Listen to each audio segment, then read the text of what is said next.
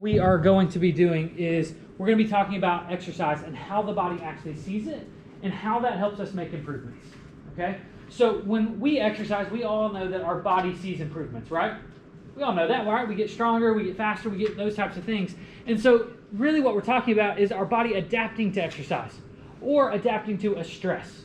Okay? So our body sees exercise just like it sees stress, like when you get stressed out in that exam. And so we make improvements to see that. Okay? So that's really the whole thing. It's changing our body to better be able to deal with conditions. And the really cool part of that, so my entire degree that I studied in school, once I got past, the gen ed crap, was all about exercise and how the body responds to exercise. And so the reason I like that so much is that we get to study something that no one else gets to say.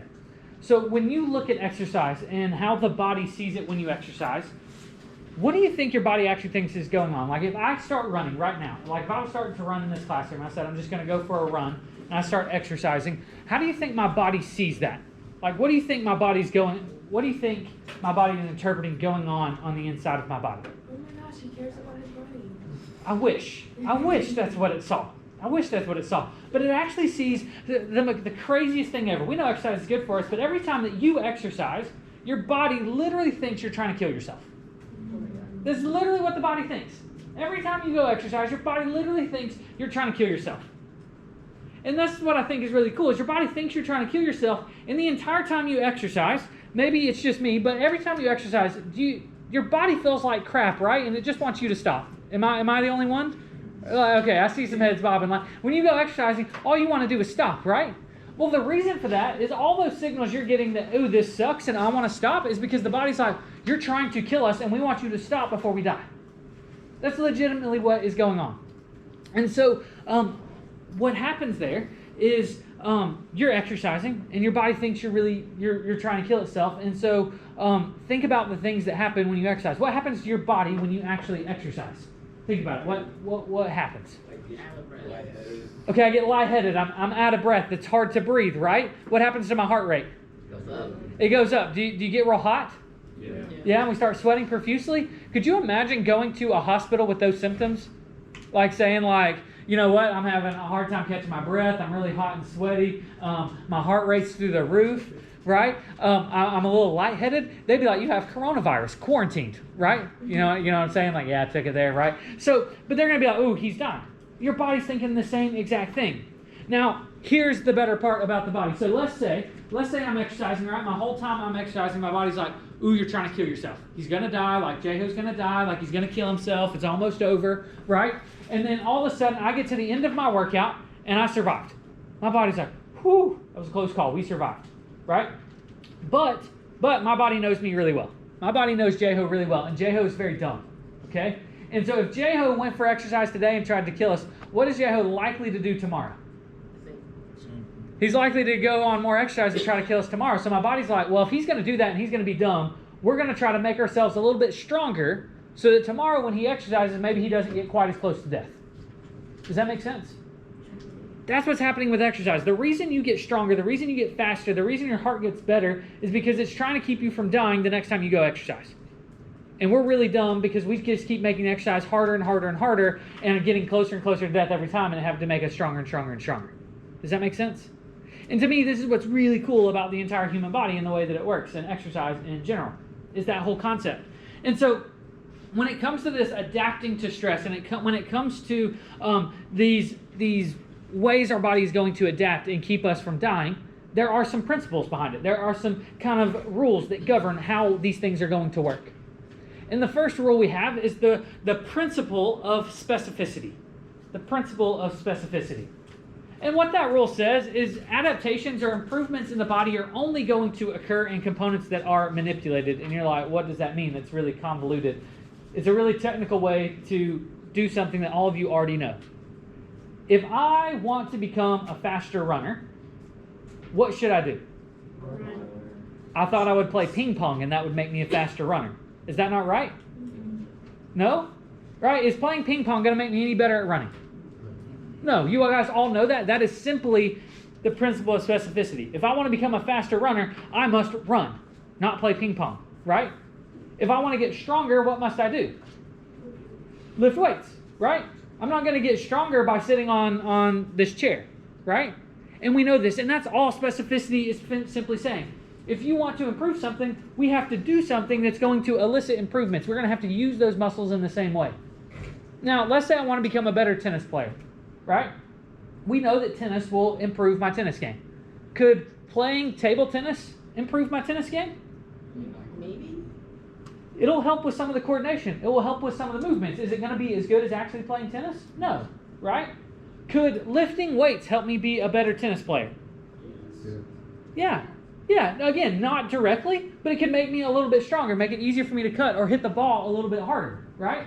And so these are the things we have to do. If I'm going to lift weights to become a better tennis player, I have to lift weights in a way that's actually going to improve my tennis game. I can't just go in there and start, like throwing stuff up in the air, because when do I do that as a tennis player, right?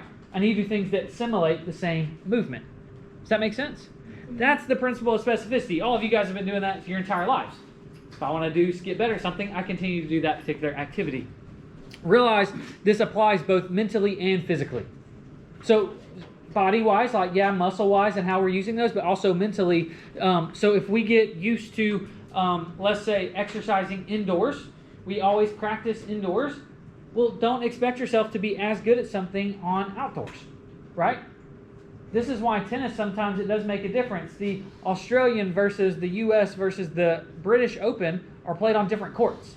Some are played on grass, some are played on clay. And so if you don't practice on those, you're not necessarily going to be good at the other. Following? That's why professional athletes get so picky about everything being the same. I always need the same grass, I always need the same turf, I always need the ball to be the exact same. Because they get better if it's exactly the same, mentally and physically. Right? Pretty simple point. The next one we have is the principle of progressive overload. The principle of progressive overload. So what this is saying is that in order for us to continue to see improvements with exercise, the activity must continue to get harder and harder. And this is pretty simple. Like if we want to get stronger, we must continue to make it harder and harder on ourselves, right? So an example of this would be, do you guys think I could pick a car up over my head? Okay, minus 10 to the whole class, okay? I could pick a car up over my head. Now, it wouldn't necessarily be the easiest. I'm not talking like a big car. I'm talking like a smart car, right? A smart car probably weighs less than my book bag does, right? But if I was to pick up a car, it wouldn't be easy, right? I would struggle. And when you pick up a car, let's say over my head. Let's say I'm going to pick this car up over my head, right? Like all the way over my head. Don't look at me like that. Minus 15, okay? Yeah. Okay, impractical, yes. Not my best idea, but let's imagine it for a second. It's not going to be easy, right? And when I start lifting it and I actually get it above my head, my body is literally afraid that I'm going to kill myself, right? Because if I slip, if I drop it, it's going to crush me and kill me, right? But let's say I get it all the way up. I get all the way up and I struggled and I put the car down. I'm not going to gently put it down. I'm just going to throw it down, right? Like I do that. My body, whew, we survived. And so it's going to make me a little bit stronger, right? I'm going to get a little bit stronger the next day because it says J-Ho's dumb and he's probably going to try it again. That's a good thing. So tomorrow I go and pick up that car. Is it going to be a little bit easier tomorrow if I did it today? Just a little bit, right? Not a whole lot, not a noticeable difference, but just a little bit different. And so we lift it up and we put it down. My body's like, we survived that again, but we still need a little bit more strength, right? And so let's say I pick that car up for, let's say 2-3 weeks. By the end of that 2 or 3 weeks, does it become a lot easier to pick up that car? Yeah. It's still not maybe like I can just throw it up there, but it's a lot easier. I'm not worried about dying. My body is no longer saying, like, ooh, it's going to kill us. It's saying, this is tough, but we're okay. Right? So I saw all these strength improvements within about 3 weeks of picking up that car up over my head. If I continue to lift that exact same car up for the next 6 months, am I going to get any stronger than I was at week number 3 at the end of 6 months? No, right? If I continue to just do the same thing over and over again, after I get to strong enough to pick it up easy or easier, I'm not going to see any more improvements even if I do it for 6 more months. Does that make sense? That's what this is saying. If I continue to do the same thing over and over again, I'm not going to see any more improvements. We must continue to make it harder. The key with that is we can't make it too hard, but you can't be too little, right?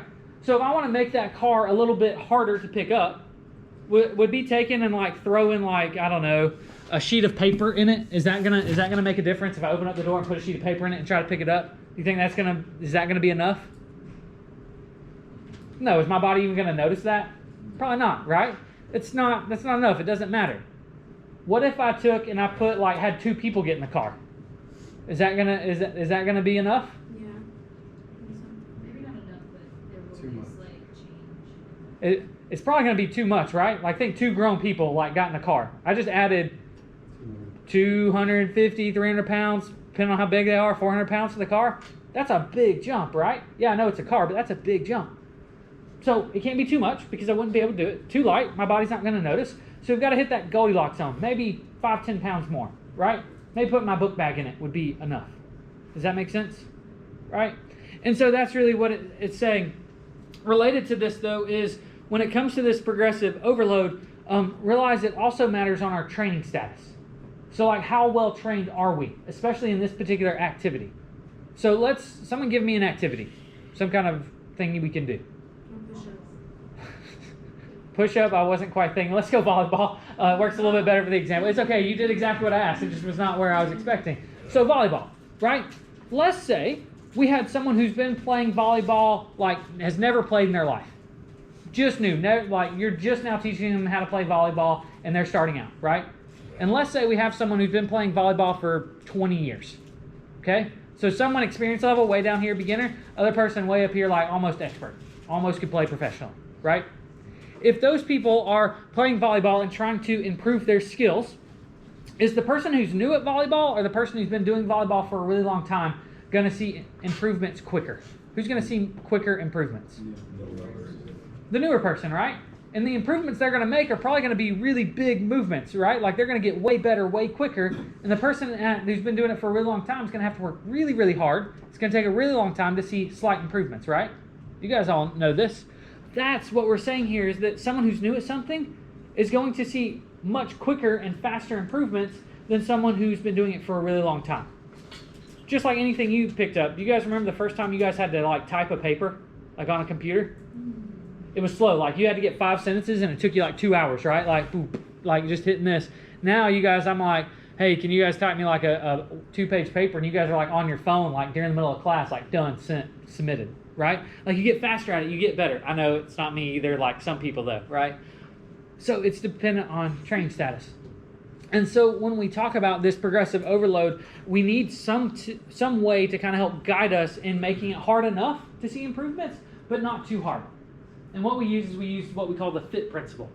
The FIT principle. And this is a way that we look at 4 different components of exercise, and we say, okay, if we can follow these and kind of stick within these guidelines, we can make it hard enough without making it too hard and make sure that we're continuing to see improvements.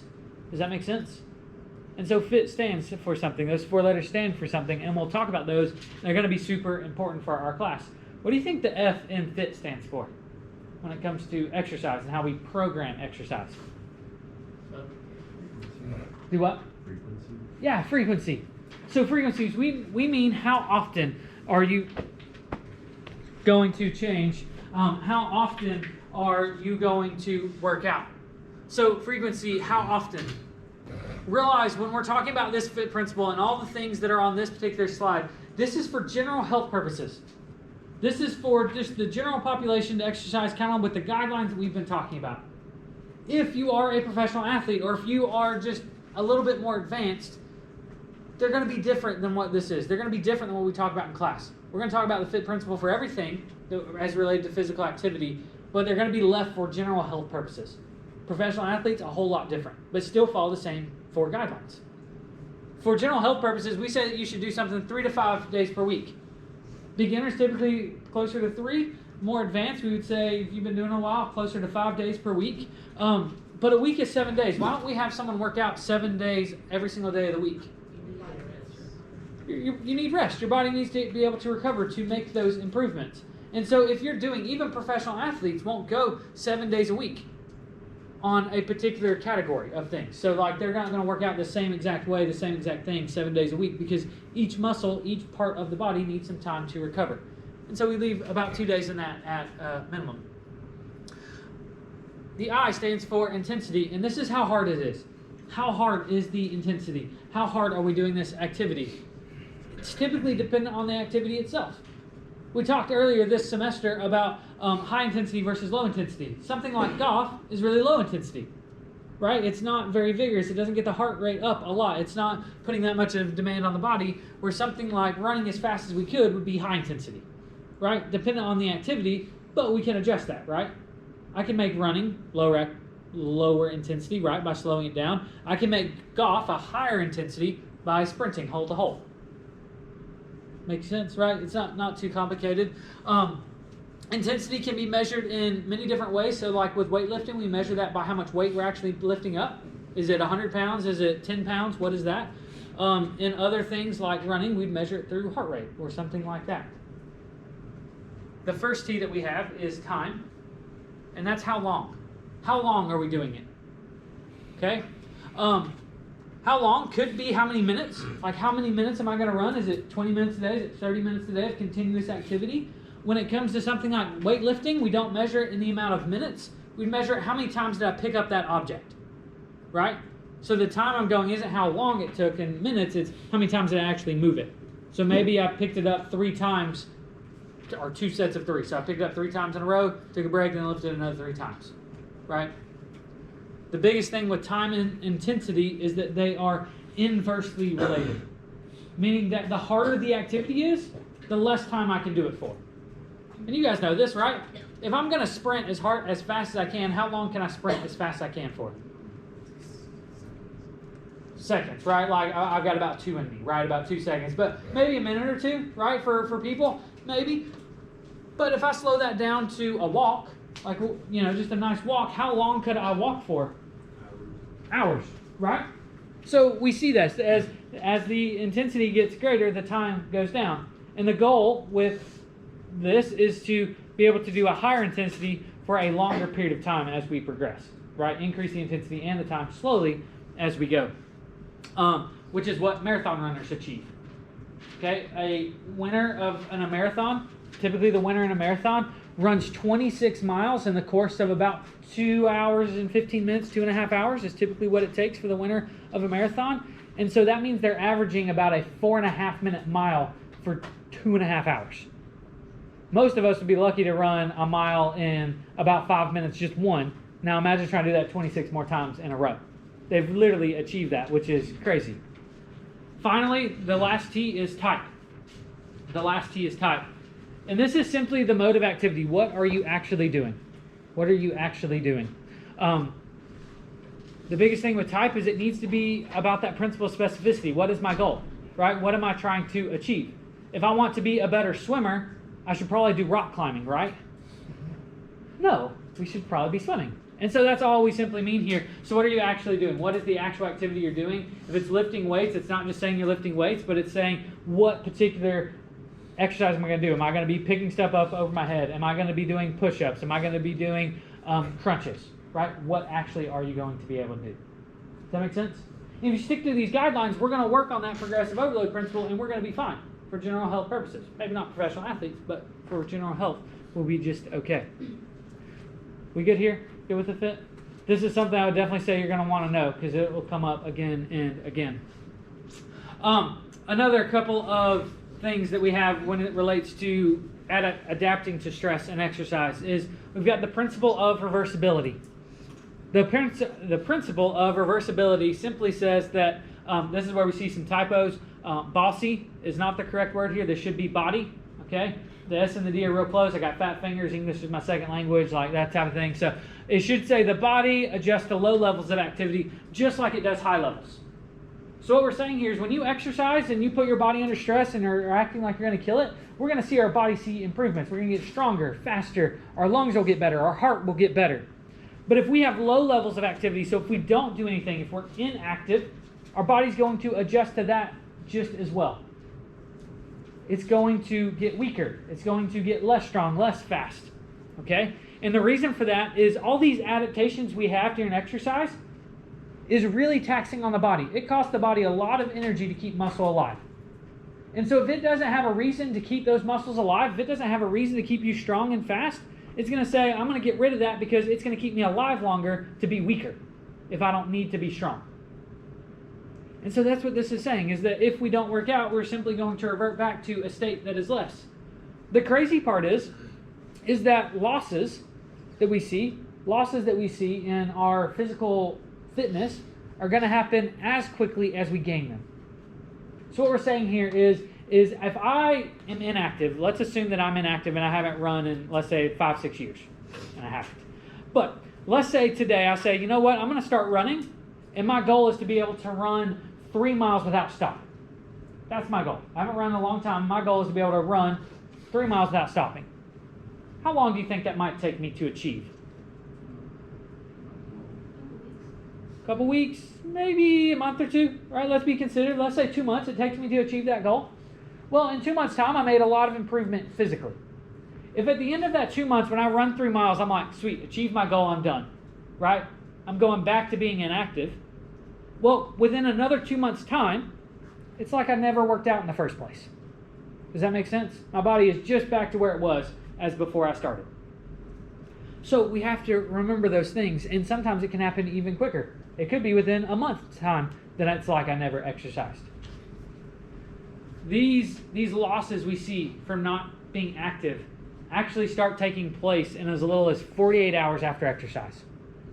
So today's Monday, and so if I worked out today, and then I don't work out Tuesday, and I don't work out Wednesday, I will actually start to see those improvements fall off. So maybe Monday, or maybe today I got a little bit stronger. But if I don't work out, by the time it hits Wednesday afternoon, Thursday morning, I've started to see declines in those improvements that I made today. That's how quickly this starts. And so that's why you'll see that we usually try to encourage no more than about 48 hours between exercise bouts. We don't want you to exercise out Monday and Tuesday and then take the rest of the week off and not exercise again until Monday, because you'll have made losses. We want to try to minimize those. Does that make sense? Realize when I say those losses start at 48 hours, they're very small. Just a little bit of loss those first few days. But if you start going 2 or 3 weeks without exercise, well, those start adding up, and we start seeing a very drastic decline in your physical fitness. Does that make sense? Right? All of you guys have probably taken a few days off of exercise at some point in your life, and you start going back at it, and it seems really much harder than it should be. That's because we've lost a little bit. Does that mean with this that we can't take a week off of exercise because we went on vacation? No, we can take a week off. We just need to realize when we come back, it's going to be a little bit more difficult, right? Those are the important things. Some people don't take weeks off. I've seen people at a hotel or whatever on vacation going to the gym. I don't understand why hotels have gyms. You'll never catch me in one, right? And so it's my time to take off, but it makes sense why some people might not want to. So we've got that principle of reversibility. And then finally, we've got the principle of individual differences. Would you guys agree that we're all different? Yeah, we would all agree. We're all different, and that includes when it comes to physical activity and physical fitness. We all are going to respond to training a little bit differently. We're all going to respond a little bit differently. It could be the speed. It could be in the way our bodies develop. If I am to work out, my calves get really strong really quick. I've got really good calves. And that's great. But there are some of you who could do a lot of activity and your calves never get strong. Right? This also goes to activity. I don't know about you guys, but I know you all have a friend. You all have a friend who just gets physical activity really easy. Right? So my wife is one of these people. So we can do something like, I've done all kinds of activities across my entire life. And I'm not great at physical activity. I've never been the best at them. But when I do them, sometimes I like to bring her in. So like golf. I play at golf. I've played golf for a number of years, on and off, and I'm not the greatest golfer. But I invited my wife one time to come play golf. It's kind of something we could do together. She's never played in her life. Had to teach her the basics as we went golfing, and she crushed me by the end of it.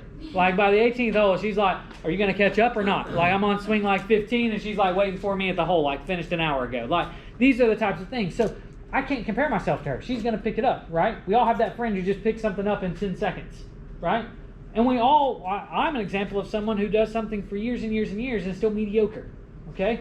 I ran cross country for 4 years in high school. In my senior year, I was still back of the middle of the pack, okay? There was no sight that I was ever going to come anywhere close to have a shot at winning something. No, I just was in the back of the pack. And I was okay with that.